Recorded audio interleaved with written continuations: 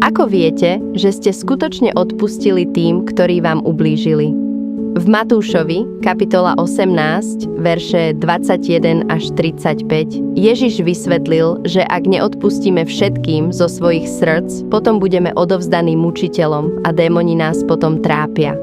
Ako však skutočne odpustiť niekomu, kto vám ublížil? Nemusíte k ním chodiť osobne. Niekedy už ani nežijú. Takže odpustiť znamená: rozhodol som sa odpustiť za to, že som cítil zlosť. A potom pomenujte všetky rôzne emócie, ktoré sa vo vás vyvolávajú.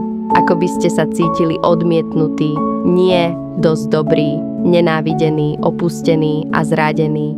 A potom dajte všetky tie rany Pánovi Ježišovi Kristovi a požiadajte ho, aby vás uzdravil. Potom prikážte každému démonovi, ktorý sa pripojil k vašej duši, aby odišiel preč v Ježišovom mene. Naším najlepším príkladom je Pán Ježiš Kristus, keď musel znášať nenávisť pyšných ľudí, ktorí ho chceli zabiť, a pár minút pred smrťou povedal: Otče, odpusť im, nevedia, čo robia. Ak to urobil Pán Ježiš Kristus, musíme to urobiť aj my. Môžete skutočne odpustiť všetkým, ktorí o vás klamali, zradili vás, zneužili a využili vás. Prikážte démonom, aby odišli z vašej duše, ktorí sa vás snažili prinútiť nenávidieť svojich násilníkov a tých, ktorí o vás klamali alebo vám krivdili. Viete, že skutočne odpustiť človeku, ktorý vám ublížil, je, keď prestanete o tom hovoriť, ako veľmi vám ublížili, a môžete mať skutočne súcit s tými, ktorí vám ublížili. Neprajte im zlo, nepreklínajte ich ani ich neohovárajte, pretože pomsta je moja, hovorí Pán Ježiš Kristus. Už nemáte slzy ani horkosť, keď o tom premýšľate, čo vám urobili. Keď môžete hovoriť o tom, čo sa vám stalo, fakticky a emocionálne, bez akéhokoľvek hnevu. Vedzte, že ste vtedy skutočne odpustili, ak už viac nemyslíte na nich. A ak tak urobíte, nemáte voči nim už žiadne zranenie ani hnev. Vtedy si môžete skutočne povedať, že ste sa posunuli vpred a boli ste naozaj uzdravení. Samozrejme, je veľmi ťažké zostať v pokoji a uzdraviť sa, keď vám stále ubližuje toxický človek.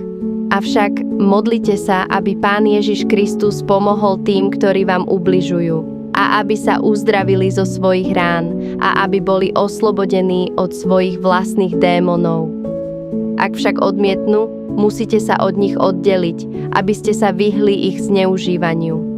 Možno budete musieť urobiť krok viery, aby ste odišli, alebo vám ich môže Boh vziať. Je veľmi dôležité nezostať navždy s násilníkom, pretože ich démoni sa vám pokúsia vymyť mozog a veriť démonickým slovám, ktoré z nich vychádzajú. A vtedy sa často u vás vyvinie fyzická choroba alebo choroba kvôli tomu, čo vám oni a ich démoni hovoria znova a znova. Ako príklad dávam jednu 52-ročnú ženu, ktorá bola emocionálne tyranizovaná svojim manželom. V skutočnosti zomrela na rakovinu a metastázy v mozgu kvôli neustálým urážlivým slovám, ktoré k nej hovoril. A nikdy mu nemohla odpustiť a nechať sa vyslobodiť z jeho démonov. Bola to moja mama.